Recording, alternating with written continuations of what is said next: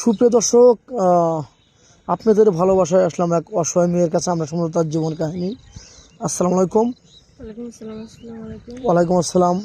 ছোট্ট আপু, কেমন আছো? আছি আপনাদের দোয়ায় মোটামুটি ভালো। আপনারা কেমন আছেন? আল্লাহ তাআলা খুব ভালো রাখছে। যাই হোক, তোমার পরিচয়টা একটু বলবা, তোমার নামটা বলবা একটু। আমার নাম মোসাম্মদ বৃষ্টি খাতুন, বাড়ি টাঙ্গাইল বাবু। মা বাবা কেউ নাই। ও, মা বাবা কেউ নাই।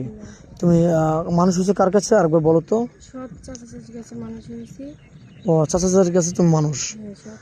ও আচ্ছা, যাই হোক, এখন তাদের বাড়িতে আছো নাকি? হ্যাঁ, তাদের বাড়িতে আছি। আচ্ছা, তুমি লাল টুকটুকে শাড়ি পরেছো, তার কারণটা কি একটু জানতে পারি? লাল টুকটুকে শাড়ি পরেছে ভাইয়া, দুঃখের একটা কথা। আমার আজকে দেখতে আসছিল, বিয়ে তুলে নিয়ে যাবে। আচ্ছা। কষ্ট করে আমার চাচা ধার দূর করে টাকা ম্যানেজ করে বিয়ের আয়োজন করছে। খানা খাওয়ার পরে তারা আবদার করছে একটা বাইক। তোমার চাচার তো সেই সামর্থ্য নাই। আমার চাচা কান্নাকাটি করতেছে। এখন মনে করেন যে তাদের একটাই কথা, বাইক দিলে বিয়ে করবে, না দিলে করবে না। তোমাদের তো ভাই সেই সামর্থ্য নাই। সেজন্য শাড়িটা পরছিলাম খুব না হাসি খুশি নিয়ে, তো পূরণ হইলো না। অনেক কষ্টে আছি, তারা চলে গেছে, আমি বিয়েটা ভেঙে গেছে ভাইয়ের জন্য। বাইকের জন্য বিয়েটা ভেঙে গেছে। তার খাওয়া খাদ্য করে একটা বাইক আবদার করছিল, দাবি করছিল। ওই সামর্থ্য তো তোমার চাচার নেই নাকি?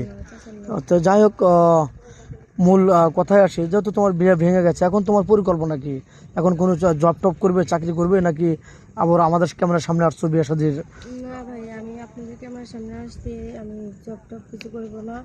একটা ভালো মনে মানুষ চাই জীবন সঙ্গী হিসাবে। যে আমার বিয়ের কথা ছিল, খুশি মনেছিলাম।